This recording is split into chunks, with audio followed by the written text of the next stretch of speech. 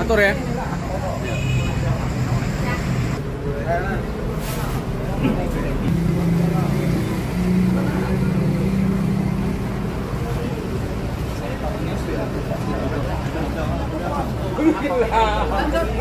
Enggak, udah dia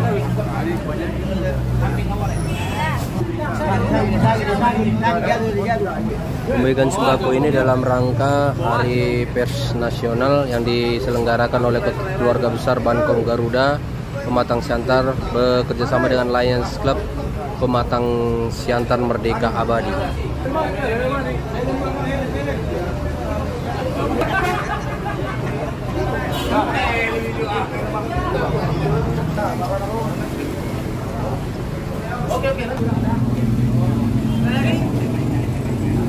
Ada yang baru datang, ayo.